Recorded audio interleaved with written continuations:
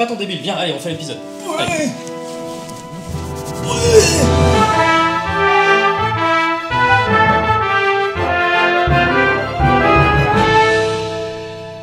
Bonjour et bienvenue dans cet épisode de Partoche. Et alors aujourd'hui, je suis pas seul parce que je suis accompagné par Adrien. Salut. Et Adrien, c'est pas n'importe qui. Avec Adi, il a créé la chaîne Syllabéo qui se focalise sur les musiques de films. Alors fallait évidemment qu'on fasse un épisode ensemble. Du coup aujourd'hui on vous propose d'étudier la musique du film Batman sorti en 1989. Bon, je suis pas sûr que résumer l'histoire de Batman soit nécessaire, hein. Ce qu'il faut retenir c'est que c'est la première grande adaptation de la licence. La narration se déroule à Gotham City, une ville sombre et dévorée par la criminalité, et on a un super-héros, Batman, alias Bruce Wayne, qui essaie de combattre les méchants, notamment le Joker, une espèce de parrain fou et clownesque. Le film a été réalisé par Tim Burton et sa musique a été composée par le magnifique Danny Elfman.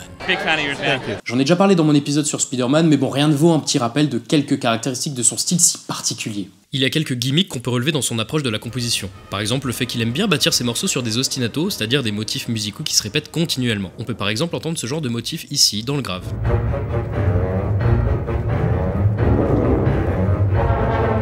Et au passage, cet ostinato, c'est aussi un leitmotiv associé à l'usine où le Joker prépare son plan, parce qu'il rappelle un peu le son répétitif des machines et on le réentend par exemple ici. Ou alors dans ce morceau, cette fois dans l'aigu, joué par les violons. Autre élément récurrent, l'utilisation de motifs rapides qui ne sont pas répétés, des fusées ou de simples réponses, souvent jouées aux cordes ou au bois. Écoutez par exemple ce passage.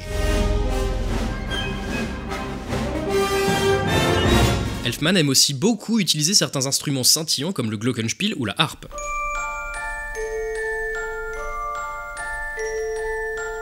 Ou encore ici. Ce qui est d'ailleurs un excellent point de synchronisation avec l'image. Et surtout les chœurs qu'on retrouve dans bon nombre de ses projets et qui permettent d'apporter à son univers une ambiance très mystique et pour le coup surréaliste. Et puis en même temps, qui n'aime pas les chœurs?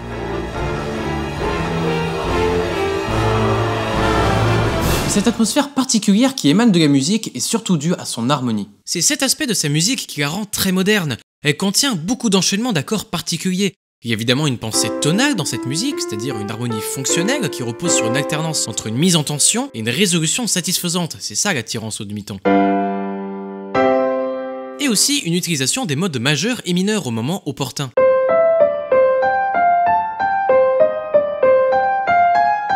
Seulement, on retrouve aussi dans le style d'Elfman une approche modale qui lui permet d'avoir recours à de nouvelles couleurs inexploitées de l'harmonie classique. Tout en restant dans un cadre tonal, notamment le parallélisme des voix, ce que l'écriture académique classique cherche à tout prix à éviter. Danny s'aventure même souvent dans une écriture atonale, c'est-à-dire qu'il s'affranchit des règles de la musique tonale et modale. On a dans certains morceaux une absence totale de repères harmoniques et rythmiques, une évolution imprévisible de la musique et l'utilisation de chromatismes incessants. On parlera en détail de cette question d'harmonie tout au long de l'épisode, mais pour l'instant on va revenir sur le film. Batman dépeint vraiment une ambiance particulière. En fait, on a plutôt trois ambiances qui se dégagent du film. Déjà, on a une atmosphère sombre, presque gothique. C'est carrément explicité dans le nom de la ville de Gotham. Et ça, c'est typique de Tim Burton, le réalisateur. On peut même aller un peu plus loin en disant que certains aspects évoquent parfois les films noirs des années 40. Ensuite, bien évidemment, on a cette ambiance typique de film de super-héros avec le personnage principal, Batman. Et en dernier, on trouve dans le film un univers burlesque et comique qui est amené par un des personnages principaux, si ce n'est LE personnage principal, le Joker. Et la musique va souligner ces trois aspects du film, et on va voir comment en détail maintenant. Alors concernant l'ambiance sombre déjà, autant commencer par l'évidence. On trouve dans cette BO des sonorités qui évoquent immédiatement une atmosphère gothique et dramatique. Premièrement, on peut entendre quelques coups de percussion qui donnent un son proche des cloches d'église. Mais surtout de l'orgue dans plusieurs morceaux. Alors évidemment dans la piste Up the Cathedral, puisque les personnages grimpent dans une cathédrale.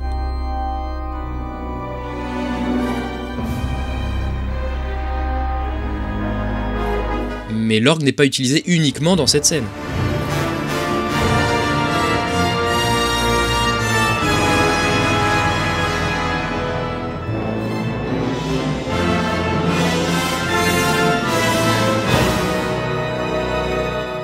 Voilà. Mais il utilise d'autres moyens pour insuffler cette noirceur de Gotham, et là on retrouve l'héritage de Bernard Herrmann dans sa gestion des cordes. Premièrement, on a souvent des pupitres divisés. Vous savez, dans un orchestre standard, on a généralement un groupe de 16 premiers violons, qui jouent tous la même chose, et un deuxième groupe de 14 seconds violons qui jouent une autre voix. Mais on peut surdiviser les violons avec par exemple 2 groupes de premier violon et 2 groupes de second violon, ce qui fait qu'on aura 4 voix au lieu de 2. Donc ça multiplie les possibilités, en termes de timbre déjà, puisque chaque voix est jouée par un nombre réduit de violons, on aura une sonorité plus frêle et incisive.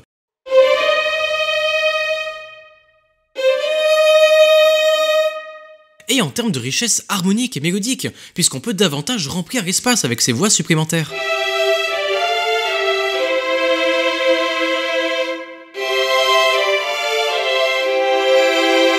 C'est un procédé qu'on retrouve dans des BO comme Psychose ou Vertigo de Bernard Herrmann.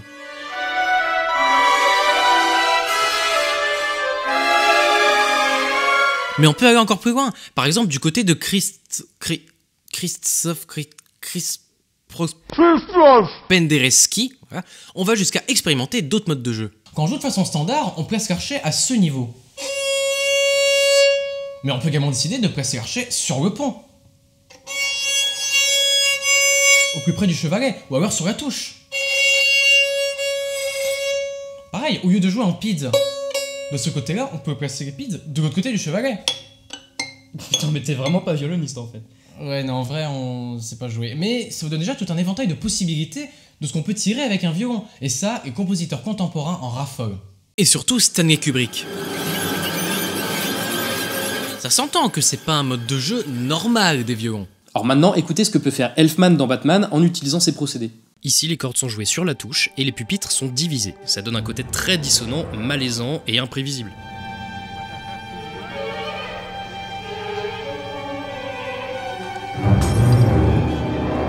Mais encore une fois, un aspect très important qu'Elfman maîtrise à merveille pour donner ce côté gothique et dark à l'univers de Batman, c'est l'harmonie.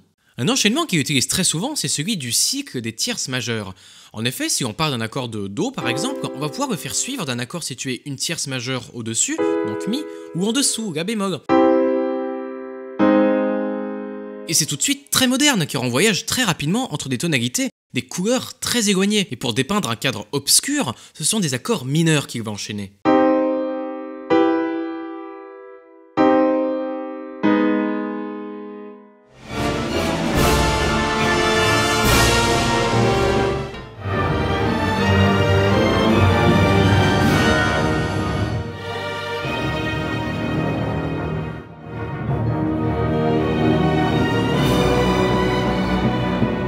Mais il ne va pas se contenter des accords parfaits. Alors, il va pas souvent rechercher des accords enrichis à 4 sons ou plus, donc des 7e, 9e, etc.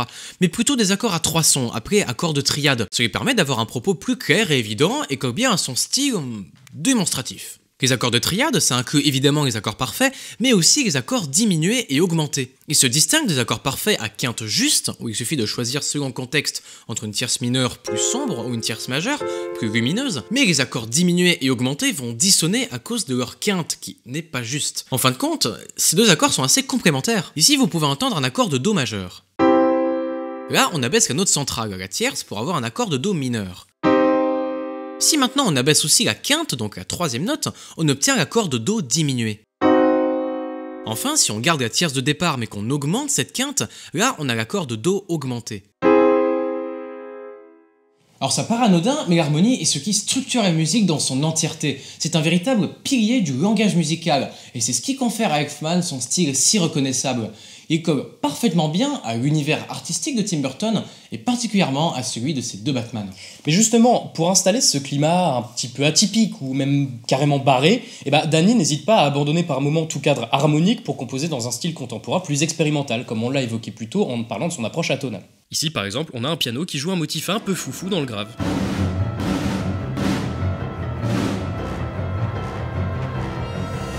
Le compositeur utilise aussi souvent des instruments assez peu mis en avant habituellement, par exemple des percussions de type marimba jouées d'une façon inhabituelle. Et aussi une présence remarquée des bois graves comme les bassons et contrebassons, ou la clarinette basse. Il y a d'autres trouvailles intéressantes pour apporter des sonorités singulières. Et oui, dans cette piste par exemple, Danny fait jouer une scie musicale, c'est une scie classique, mais utilisée comme instrument de musique grâce à un archet de violon.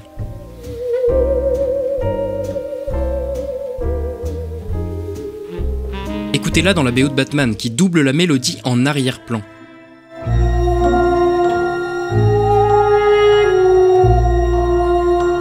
En Enfin, dans Childhood Remember, Elfman écrit des glissando de cordes, ce qui donne là encore une absence de repères. Et des chœurs pour chanter des nappes dissonantes et informes. Elles permettent d'apporter l'idée de souvenirs lointains. J'aimerais insister sur un morceau en particulier qui est entièrement composé dans la veine contemporaine et minimaliste, c'est Roasted Dude. Les sonorités sont très inhabituelles, on a du vibraphone, on a des associations de vent jouées d'une façon particulière, et on a un jeu minimaliste des percussions.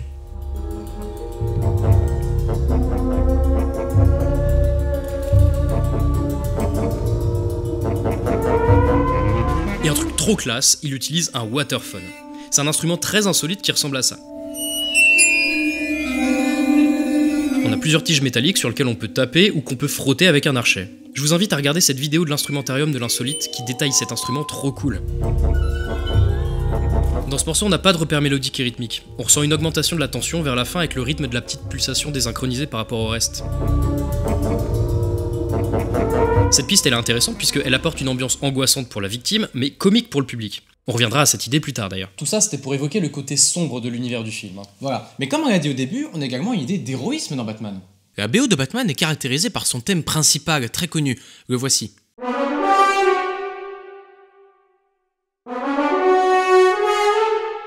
La musique permet d'insuffler cet héroïsme en fonctionnant par contraste et surprise. L'univers de Gotham est mis en musique de manière tellement atonale et expérimentale que lorsque la fanfare de Batman surgit, elle n'en est que plus éclatante, d'autant qu'elle est presque tout le temps jouée au cuivre.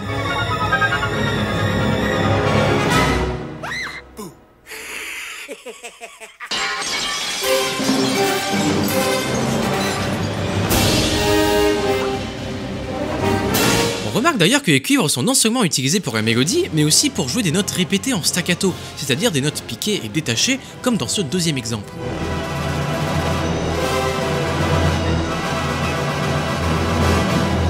Ça encore, c'est un procédé très héroïque et entraînant, qui est là pour soutenir l'action du film.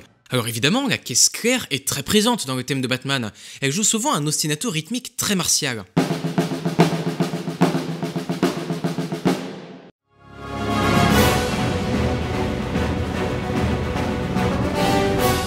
Mais cet instrument n'est pas présent uniquement lorsque ce thème est joué. Son rôle ne se limite pas à celui d'un moteur rythmique. Elle intervient à de très nombreux instants, même hors du thème de Batman.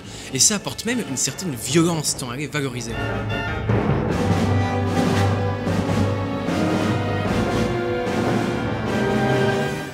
Autre élément musical qui amène cette idée d'héroïsme, l'utilisation de motifs d'accompagnement souvent arpégés aux cordes ou au bois. On peut avoir des descentes ou montées rapides de notes qu'on appelle fusées ou run, ou alors des mouvements plus complexes en forme de vagues par exemple.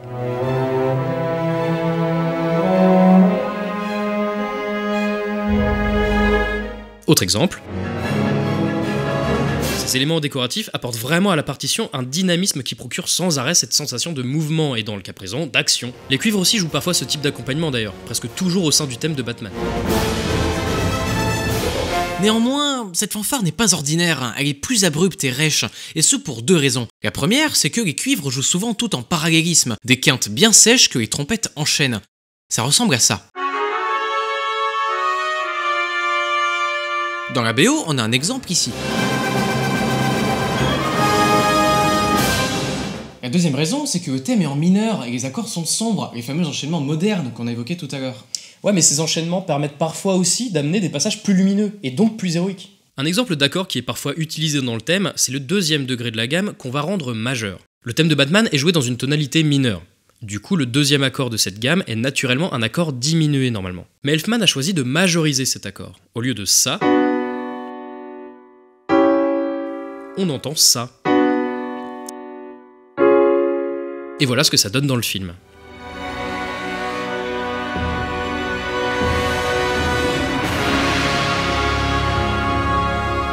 Et franchement ça pète. Cet enchaînement est un peu surprenant mais lumineux puisque le deuxième accord est majeur. Autre exemple d'harmonie, Danny juxtapose parfois deux accords séparés par une tierce mineure. On peut jouer un accord de sol par exemple, puis un accord de mi qui est situé une tierce mineure en dessous. Et quand le premier accord est mineur mais que le deuxième est majeur, et ben la musique s'illumine également. Écoutez. Voilà ce qu'on a dans le film.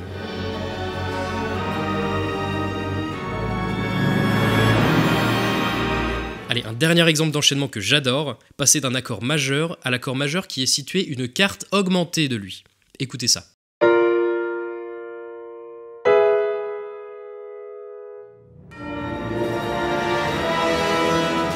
Alors tout ça concerne Batman, mais dans le film, au final, le personnage principal, c'est aussi Bruce Wayne, et ça romance avec Vicky du coup. Bah oui, puisque la musique accompagne notre héros avec deux ambiances assez opposées, puisque ça retranscrit le fait qu'ils doivent combattre sur deux fronts.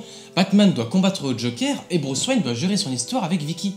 On a donc des passages plus romantiques, mais qui restent quand même un peu ternes. Ça fait écho à tout ce qu'on disait dans la première partie sur l'obscurité du film. On retrouve en effet des morceaux pleins de dissonances.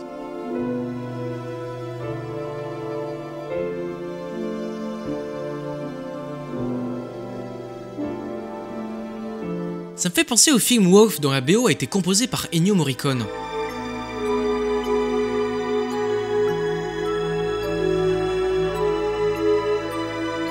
Dans d'autres morceaux, on retrouve notre procédé de cordes divisées qu'on évoquait plus tôt.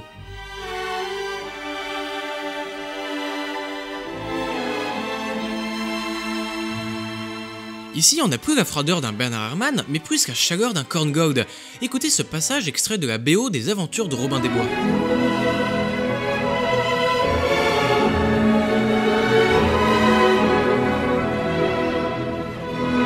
Les pupitres de cordes sont divisés, du coup on a des accords pleins mais très serrés dans l'aigu.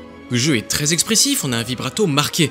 Et ça vous fait pas penser aux musiques un peu romantiques des vieux films hollywoodiens des années 40-50 ?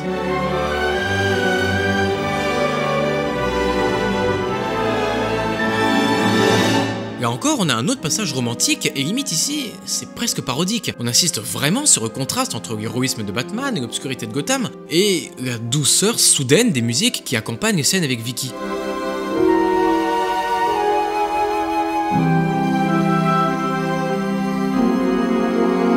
On a des accords légèrement dissonants, mais l'orchestration avec cordes, piano et bois apporte énormément de légèreté. Oh, la transition parfaite vers la troisième ambiance du film, le comique burlesque, voire légèrement cartoonesque.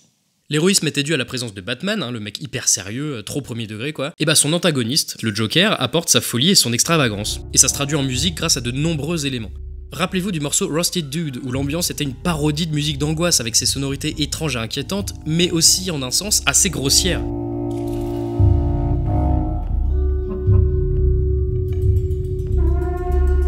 L'effet produit était du coup plutôt comique. Surtout que pendant la scène, le Joker il est presque toujours mort de rire. Autre exemple, écoutez les percussions de ce passage.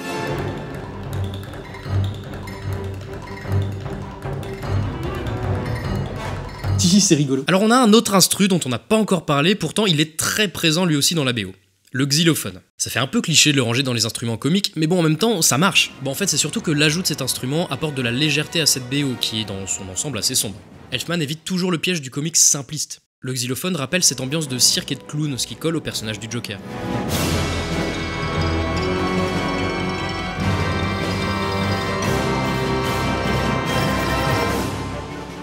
Autre élément qui est pas loin du cliché, mais qui est utilisé ici avec parcimonie. Exactement, c'est l'utilisation de la gamme par ton. Au lieu d'avoir une gamme bâtie sur une échelle diatonique faite de tons et de demi-tons, on n'utilise que des notes espacées d'un ton entier. Voici deux exemples dans la musique de Batman. Écoutez les cordes en pizzicato. Ça donne une couleur assez exotique et inhabituelle. Il n'y a pas cette attirance entre des notes séparées par des demi-tons, et ça dédramatise un peu le propos. Encore un effet qui fait pas mal dessin animé, des motifs au bois qui amènent de la légèreté aux scènes de tension.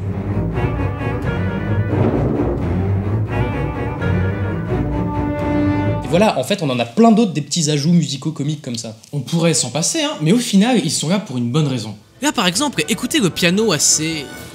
libre.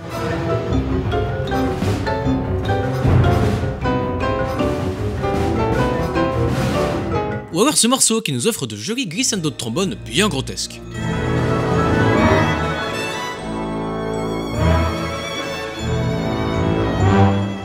Et d'ailleurs, à la fin du même morceau, on entend ça. Putain, on dirait trop la fin d'un Looney Tunes. Pour terminer, on revient sur ces traits rapides de bois ou de cordes qu'on a évoqués tout à l'heure. Outre le dynamisme qu'ils apportent, ils donnent aussi un effet dessin animé.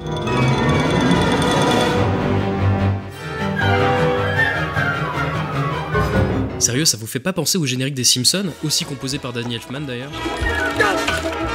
Mais bien évidemment, le Joker lui-même a son propre thème, et il a rien à voir avec un thème standard de méchant ou super vilain. Ouais, en fait, il s'agit d'une valse très festive construite sur un schéma classique, mais avec des ajouts modernes typiques d'Elfman.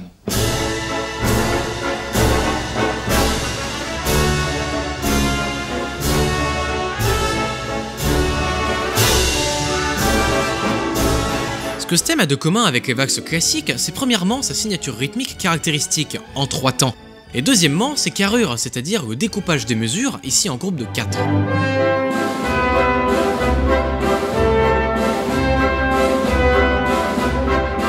Mais Danny s'amuse énormément avec sa musique dans le morceau Waltz to the Death. Notre morceau préféré.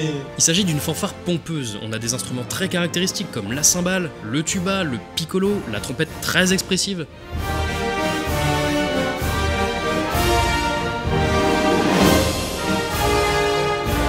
Mais cette musique n'est pas dénuée de finesse, il y a beaucoup de chromatisme direct, de soutien des bois et surtout une harmonie caractéristique.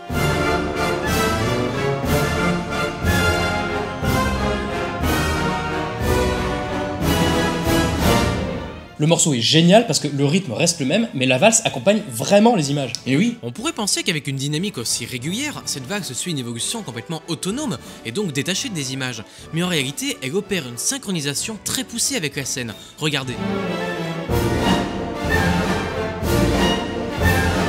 Quand il y a des dialogues, ça se calme et puis ça repart immédiatement après. You know, without you, I just wouldn't want to go on.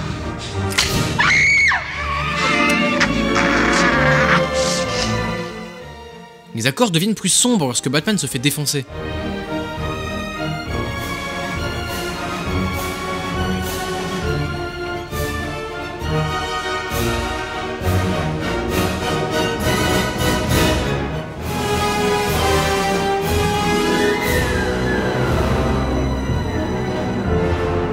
Et on retourne sur une valse normale et calme quand on voit le Joker danser.